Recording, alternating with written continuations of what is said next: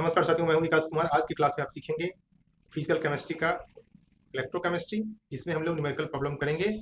Type 1 problems based on electrolysis. तो ध्यान से देखिए, टाइप 1 में हम लोग कैसे प्रॉब्लम सॉल्व करते हैं। इस प्रॉब्लम को सॉल्व करने के लिए हम लोग Faraday first law of electrolysis लेते हैं।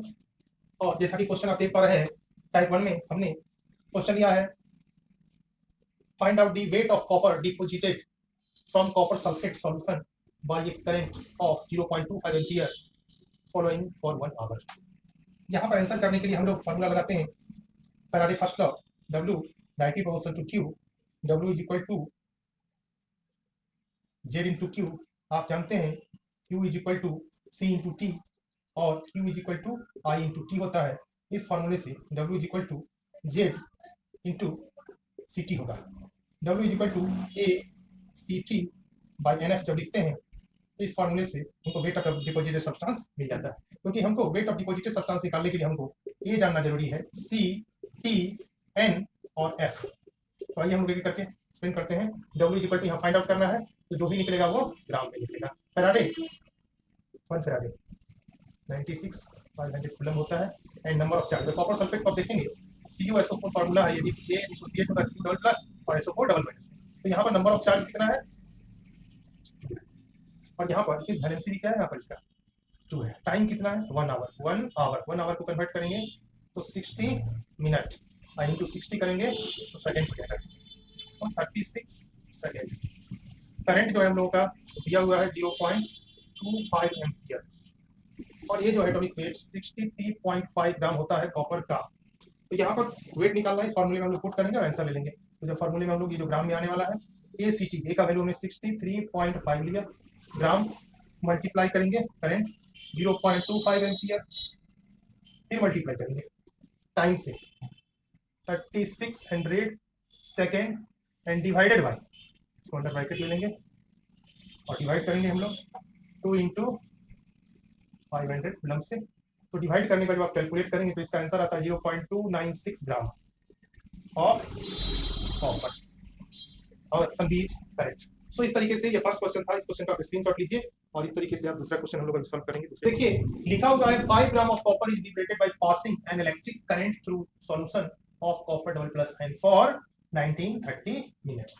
कहता है कि 5 ग्राम कॉपर जो है वो डिपॉजिट होता है इलेक्ट्रोलिसिस के दौरान, जिसमें कॉपर डबल प्लस आयन जो है वो निकलता है, और इसके लिए हमको 1930 मिनट तक करंट देना पड़ता है इलेक्ट्रोलाइटिक सॉल्यूशन। किसका इलेक्ट्रोलाइटिक सॉल्यूशन, कॉपर सल्फेट का। फिर कहता है find out the extract of electric current pass, कितना इलेक्ट्रिक करंट पास कराया गया। इस सवाल को पहले सॉल्व करेंगे। आफ्टर दैट कहता है कि how many gram of copper will be deposit with the same current during same time from solution of copper single plus ion. अगर कॉपर सिंगल प्लस आयन वाले सॉल्यूशन में अगर इतना ही करंट जो भी कैलकुलेट करेंगे तो कितना कॉपर डिपॉजिट होगा। सबसे पहले हमको क्या करना है, Faraday first law of electrolysis के लिए फॉर्मूला होता है W is equal to ACT by NF। अब हमको करंट निकालना है, C इज इक्वल टू क्या होगा, WNF by A into T। W कितना है, weight of deposited substance 5 gram है, मल्टीप्लाइड बाय N की वैल्यू क्या होगी, 2 होगी। क्यों, क्योंकि कॉपर सल्फेट जो डिपॉजिट हो रहा है वो Cu डबल प्लस है और SO4 डबल माइनस, आप यहाँ देख सकते हैं। तो यहाँ पर N की value 2 multiplied by Faraday 1 Faraday 96,500 coulomb हो जाएगा, और डिवाइड हम करेंगे एटॉमिक वेट कितना है कॉपर का 63.5 ग्राम, और मल्टीप्लाइड बाय टाइम कितना है 1930 मिनट में है, इसको बदल देंगे 60 सेकेंड से मल्टीप्लाई करेंगे, ये पूरा सेकेंड आ जाएगा। अब देखिए हमको करंट चाहिए, करंट का यूनिट क्या होता है, इलेक्ट्रिक करंट का एम्पियर है ना, क्या होता है एम्पियर। तो याद रखिएगा Q इज इक्वल टू क्या होता है C इंटू टी, ठीक है, Q इज इक्वल टू क्या होता है C इंटू टी।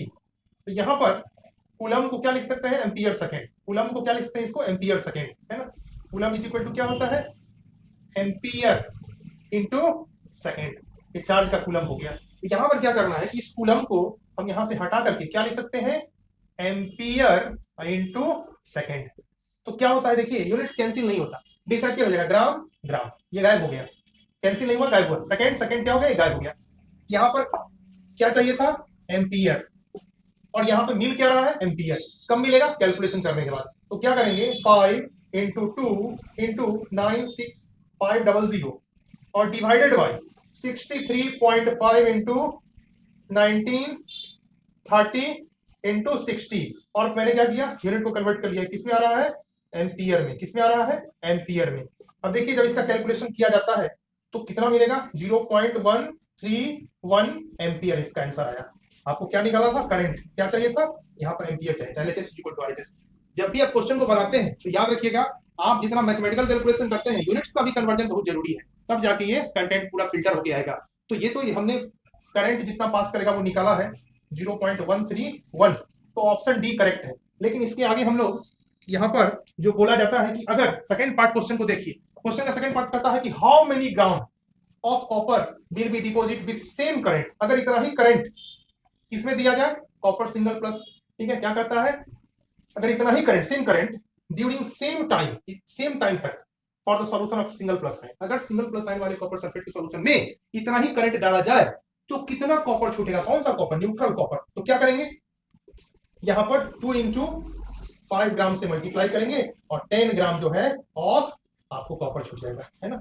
ये कब निकलेगा, जब सेम अमाउंट ऑफ करंट, मतलब 0.131 एम्पियर का करंट इसमें हम लोगों को प्रोड्यूस करना है, किसमें डालना है, कॉपर सिंगल प्लस आयन वाले सॉल्यूशन। ओके, तो इसी के लिए अभी इसको स्क्रीनशॉट ले लीजिए, फिर आगे अगला क्वेश्चन हम लोग करेंगे।